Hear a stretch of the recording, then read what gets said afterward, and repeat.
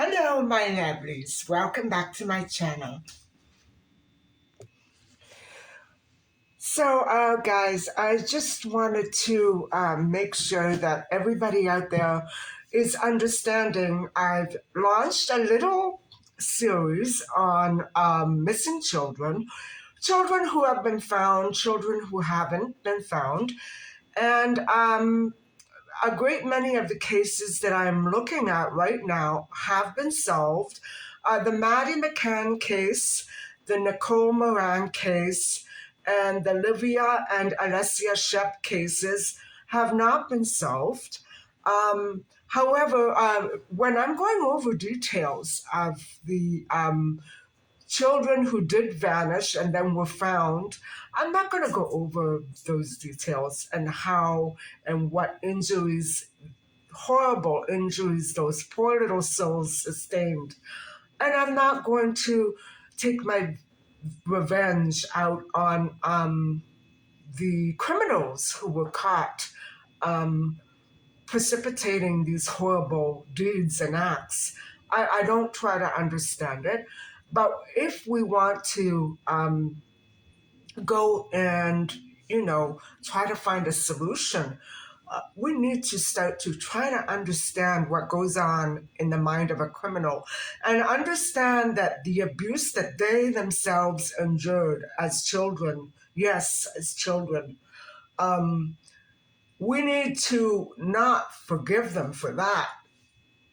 I mean, understand that they are coming from broken families, abusive homes, or schools, or workplaces, whatever have you, and try to avoid that. Try to go back and fix things so that before all these horrific crimes do take place. And I am of a mind that most of them take place, and they started in the mid '80s with a real flourish, especially here in my region.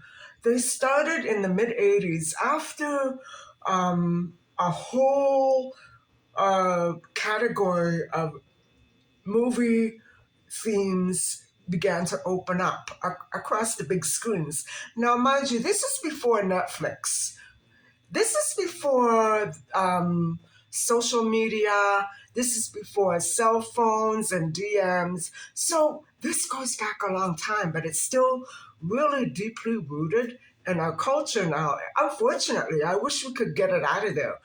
I did see one movie called The Lovely Bones, and I'm not sure that I ever want to. It was deleted from one of my purchases. It was deleted. I don't know who did that, but I believe that the person who did that was a human trafficker and someone close to me, and didn't want me to pick up on signs. Well, lo and behold, I've been seeing them all my life, whether they were directed at me or news stories, whatever have you. And yes, I've encountered some horrifying criminals in my lifetime. Yes, face to face, I've seen the faces. And nothing happened. Intense fear prevents me from describing those stories. I don't think I'll go there. One of these persons are locked up for good, for life, for other crimes, horrific crimes. And so I think that this person in jail deserves a chance. And he had a horrible, abusive childhood. So I don't want to dwell on that. Um, you know, I wish that he could be given another chance, but he was too dangerous, guys. Um, Way too dangerous. And I'm not going to be reviewing that case, mainly because they involved juveniles, but they didn't, I don't want to go there. Let's just put it that way. I don't want to go there. I think I'll stick, with these missing children cases and the children who were found. And so I'll be doing another 2 or 3 episodes of this. And it's mostly dedicated to the Julia Wendell and Maddie McCann cases, and the Olivia and Alessia Shep cases that have not yet been solved. And now let's move on to my case here on YouTube. So everybody, I have been having technical issues with hackers, and so I think it's safe to describe the abuse. To me, it seems like it's the channel owners themselves that are doing this, and I have emails and snapshots of all my comments. And when I go back to the video the next day, it is abusively and fraudulently, yeah, it's like human trafficking, deleted. And so I have had to block other channels that have never commented really, or I don't subscribe to because their content featured terrorism. So I stupidly went there without knowing what it was, even though I watched the whole video. I missed a split second of it. And oh my God, I watched it to the end, but guys, it was promoting terrorism. So that's what I mean. I had to quickly delete my comment and block the user. They keep coming here to comment, which is fine, but not if they promote terrorism, which is not fine. And I really haven't had that much time to go through all these new channels, which I love doing, by the way. I love all your channels that I do subscribe to, but I would never subscribe to a channel that deletes my comments continuously. Maybe there are technical issues, but I don't think so. There was one user that complained, and rightfully so, because her videos are just a few minutes long. So I don't know what happened. I clicked away before it was finished and she deleted my comment. That's fine. So I rewatched and I recommented. But that is just one instance. That wasn't abusive. However, and that's her rule, so I will respect that. I love her channel, so probably even if I unsubscribe or she unsubscribes, if she is subscribed to me, I would still go there because I love her channel. And she's been, for the most part, wonderful. I know my videos are long and I don't expect everybody to watch the entire episodes. So long as you're supporting me and you see me from time to time, even once a week is great. No, there's no hate here. But when somebody abusively comes to your, first of all, nicely comments and comes to your channel, and then when you're interested in their channel, you comment and they delete it. No, that's not happening.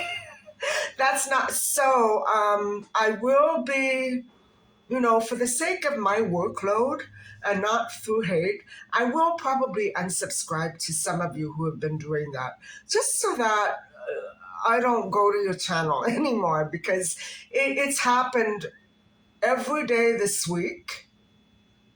Every day. And it is going to also be for that reason that I don't subscribe to kids' channels ever who have their comments enabled. That to me is outrageous, but these families or children, I love them. I love their channels. But the channels that have like a family vlog and children, and then my comments get deleted, this would not be USA, I don't think, but other countries that are wonderful and foreign and ethnic of a different ethnic culture. Um, Maybe it's the children who are doing, I don't care. But I'm not going to allow any more commenters to come to my channel and delete my comments on theirs.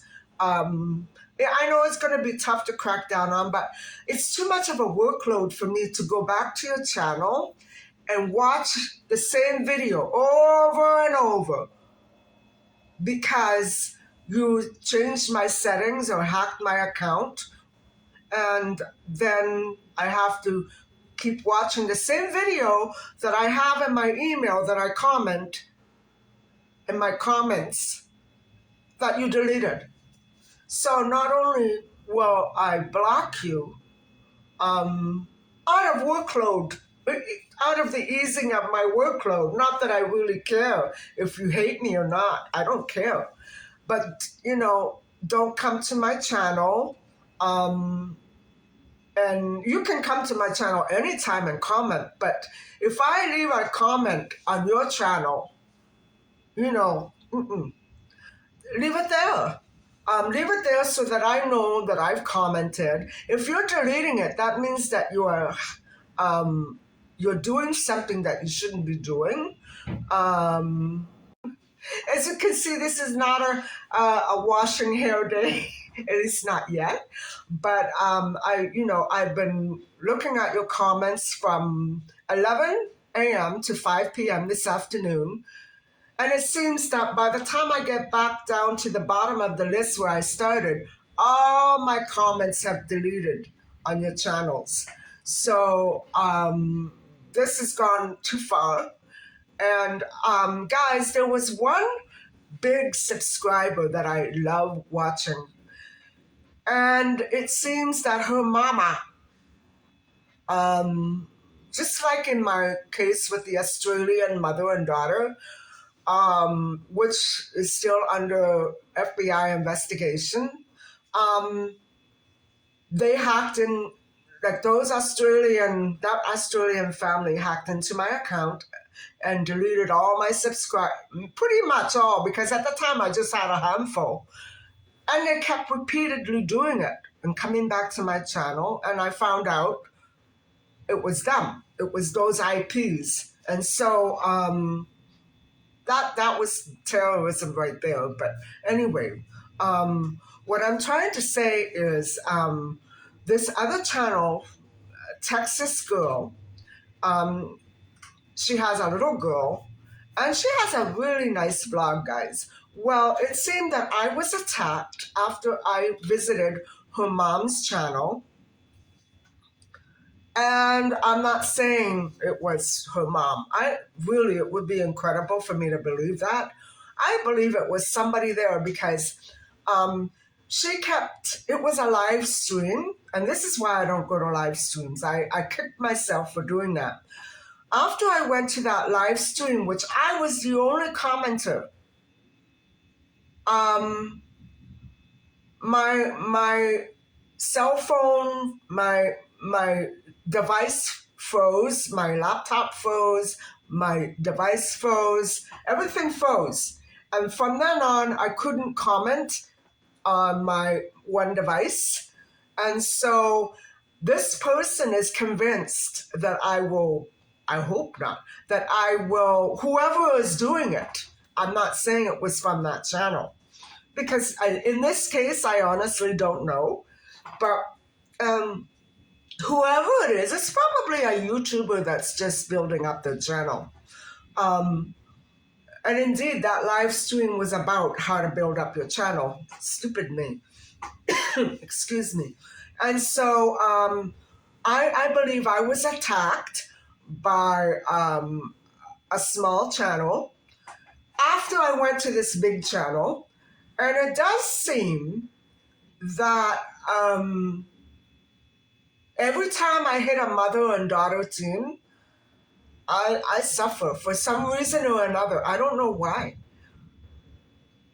I can't follow any mother and daughter team. So that mom is getting blocked. I'm sorry. But the daughter will stay. And then if it doesn't, it's probably somebody on their channel and not them, guys. I want you to be clear on that. I don't suspect this big channel owner of doing that. She would have no reason to do it.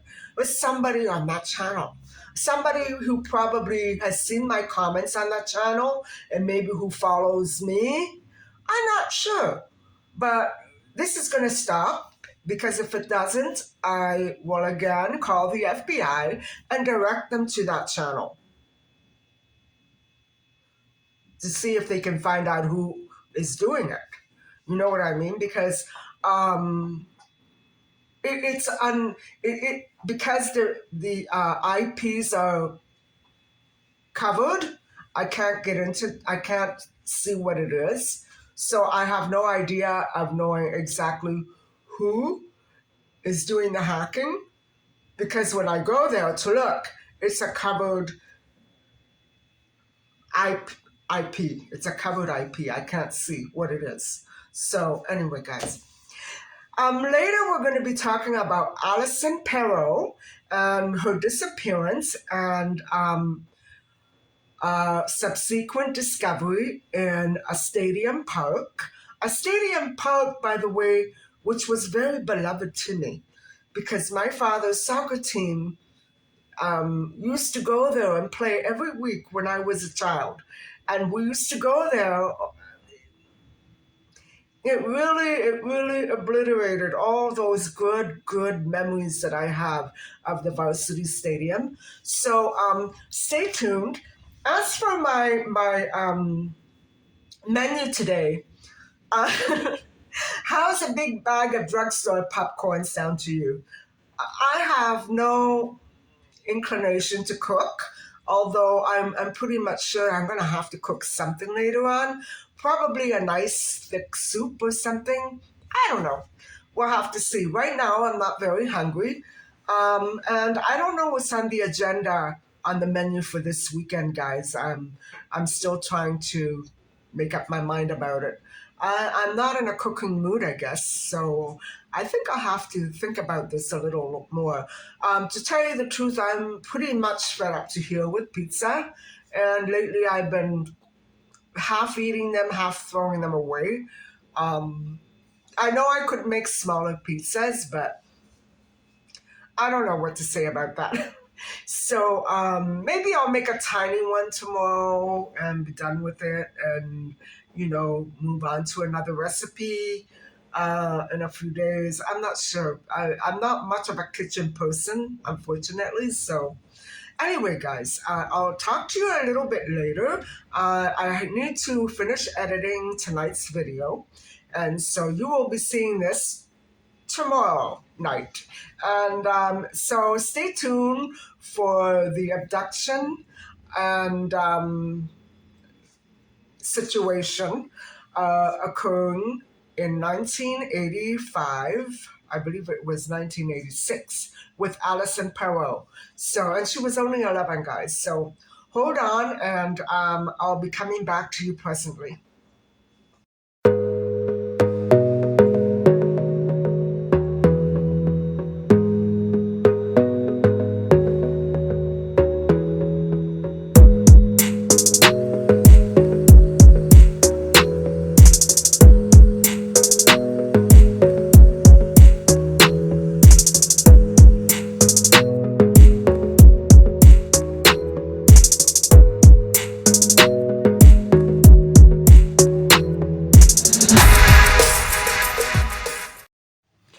Hi, everybody. Here we are, at long last, after an entire day of listening to your comments and was trying to respond to them. I'm doing a horrible job of it right now. Um, it's been my goodness, I began at 11 a.m. today and I finished responding and commenting and stuff like that around 7 p.m. And then I edited last night's video and posted it sometime in the early hours of the morning, this morning. And here I am again with about a 5 minute break, um, heading into the Alison case. And I made my last video way too long, so that's why it took me so long to edit it. I cut more than 3/4 of it out because I was just rambling on, giving my reaction to everything. And I don't want reaction, I want facts. So I cut most of it out for the Christine Jessup case. And so I thought I would be more careful with this one because it's easy to go way off and, on a rant. And no more rants. Let's get started right into this. I'm going to try to speak as calmly as I can because it's a very upsetting case to me, especially because I'll explain why. My dad had a soccer team, a professional soccer team. He managed a professional soccer team while I was growing up. And where Alison went to meet this person, I'll explain in a minute. It was the same stadium, guys. I have so many fond memories of that stadium, and to think that something that horrific could have happened to this poor child. Um, I can't begin to describe the the disconnected feeling that I get when I think of this case and the rest of my childhood memories of that horrific place where she walked to her final moments of life. And so, on that note, let's begin this tragic story of little Miss Alison May Campbell Perot, um, who was an 11-year-old girl lured out of her home by a male phone caller that day. And if you can go back to 1986, in the year that she died, we really know that there were no such things actually as laptops or iPads or cell phones. Very few. Nobody had a cell phone. Um, Not in 1986. There may have been some car phones, but I know I didn't get one till much later than that. Allison was home. First, let me explain about her wonderful parents. Um, Peter Perot was a civil engineer, and Leslie Perot was an advertising executive. And the Perots lived in a beautiful Summerhill Avenue home in Midtown of the city where Alison was born and grew up in. Alison attended French Immersion Elementary School. She had a brother as well, and she frequently used the TTC. I'm not sure if she used it to go to school. I believe she did. And so she was an exceptional child athletically. She was gifted and such an avid and wonderful runner. She was a member of the Tom Longboat Track Club for juveniles aged between 8 and 12 years old. And Alison had just won her first race that very summer, and she did qualify now to participate in an international track and field meet in New Jersey, New York, which would be scheduled for the 1st of August, just a week away from the day that she went out to meet the gentleman. And so her name had been published recently in the Toronto Star. And so, needless to say, she was very excited for the upcoming event.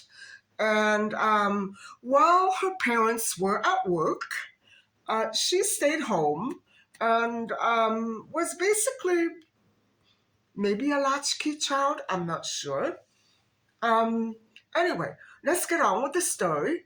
Um, on July the 25th, 1986, Alison received a phone call at home, and there was a male voice on the other end of the receiver, and he claimed, this is the thing, guys, when they did have call ID then, but I don't know much about the very descriptive facts of this case. I don't know why she wouldn't have used call ID. I know that my parents and I did have it in 1986, I believe. Maybe it was just before call identity came out. I'm not sure. I can't recall. I haven't had a phone myself in so long anyway. So, anyway, the male on the other end of the phone claimed to be a photographer. That's the danger of telephones, you know?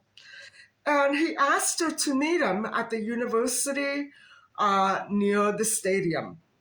And it was actually the university's official stadium. And so he claimed that he was with the track and field meet, or he was working to in some capacity with the track and field meet. Now, this is where Alison, she was just a child, she made a mistake. And so he said that he would be taking publicity photos of her to publish, and that her teammates would all be there. Now, guys, now, I know that Alison was just a child of 11, but she actually called her mom, and her mom okayed it.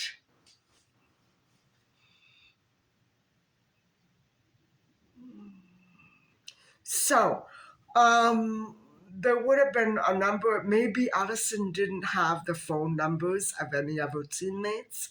There could be so many reasons why she didn't check this out. I, you know, if it were me, I probably would have done the same thing. Although I was never good at track and field, so it never would have happened to me in that capacity. You know what I mean? So, anyway, Alison had trained at the varsity stadium sports field the previous fall, and so no one was home. No one was home when Alison received the call. You know what? I omitted a part.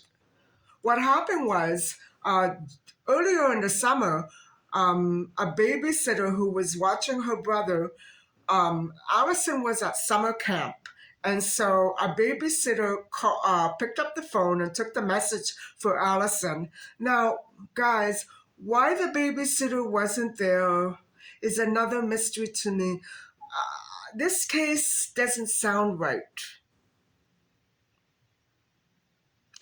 And I shouldn't have jumped into it, but this is the fact of the matter with many of these cases where children go missing and then later get discovered, unfortunately, in a bad situation. There's so many missing links. The phone call, why it wasn't checked out, why the other teammates weren't called, where was the babysitter that day? Was she at home? I don't know. For me, if I were a babysitter and I were there, I would go with Alison. Take the little boy and go. You know what I mean? So something was up that day. Just like, you know, with Nicole and Christine, something was up. Something was not normal at the home. Something was kind of distracted and up in the air. That's not a criticism. That's how life is. And so that's what happened. She had missed that initial call, and maybe that initial call had been the real one. Maybe it had been authentic. I don't know. There's no way of checking out because these facts are just not published. And so Alison phoned her mother at work, and they discussed it. And they also discussed an alternate route that she could take to the stadium. And they arranged that she would return home that day by 2:30 p.m. So bus riders and subway riders reported did see her riding alone on the 20-minute subway ride. So Alison failed to return. She never returned at home. She never made it by 2:30 or any later than that, for that matter. And her parents did come home before 5. They waited until 5. In the meantime, they were calling friends and neighbors, which they should have done before Alison responded. But the guy didn't give her much time, did he? Don't ever do anything like that in a rush.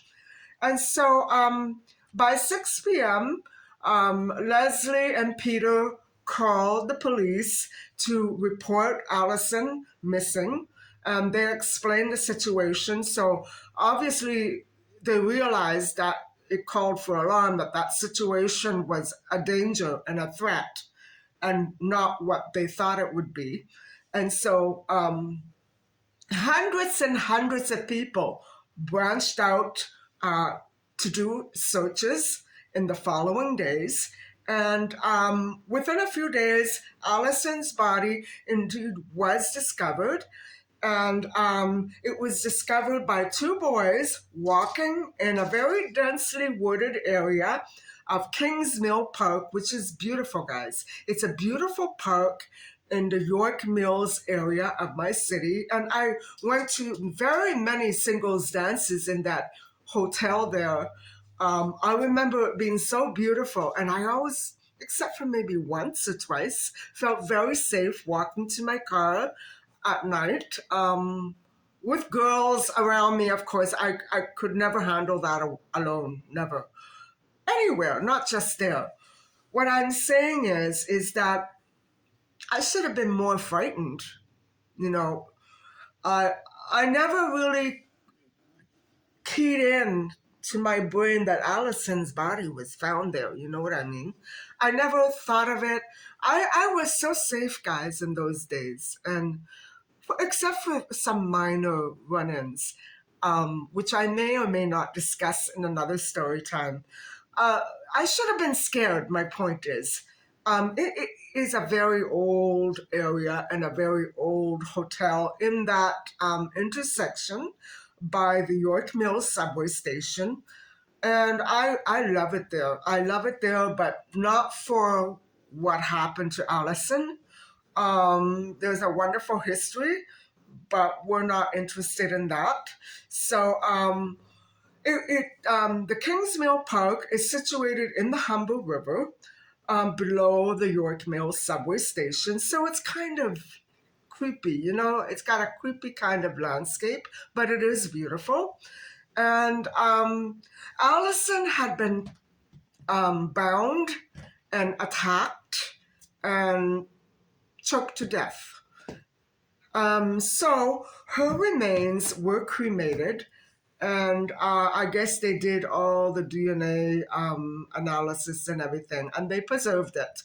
And so her grave site is located in the Mount Pleasant Cemetery of the city. And so, guys, this is so sad. She was only 11 years old. Anyway, police announced a $50,000 reward for information leading to an arrest. And so I'm going to stop the video here because, guys, I just filmed a 2-hour video and I cut it down to just under an hour. So I think I don't want to do that again. I'm going to keep it short, maybe not too sweet, but short.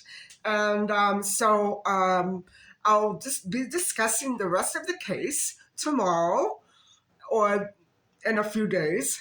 So this is part 1. So please stay tuned for part 2. And it's not a very good story, I know, but I think we need to cover this because it really pertains to our, our current day situation in the world, doesn't it? And I don't want to talk about the video that I was mistakenly and criminally led to today. Um, I'm not going to talk about it, but it involves a ring of people that do this.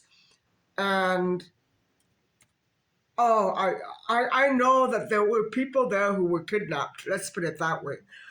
I don't know what to do about the channel, guys. I reported it, but I don't think I made it clear enough as to what these YouTube reports are so full of crap. Why don't they answer the right Why don't they ask the right questions? You know what I mean? It's almost as though they're just looking for rude people and not, criminal activity. Anyway, I was shocked, and now I have to even be careful on YouTube of which video I go to watch from now on. That is why, if you have children at home, please be very, very careful. And I should make a point of pinning these profiles somewhere where people can see them, the comments. And when I reply to it, you'll know what it is. Guys, this has to stop. YouTube is not the time or place for anything like that. So, thank you so much for watching my little teeny weeny video today. I hope you enjoy its shortness, and I will be talking to you tomorrow about something else. If I'm not going to be cooking up a recipe, I'll be doing part 2 tomorrow. So we'll have to see what the day brings tomorrow. And it's already 1:45, and I haven't done much today. So anyway, guys, thank you so much for watching. Please don't forget to like and subscribe, and I'll talk to you tomorrow. Bye-bye.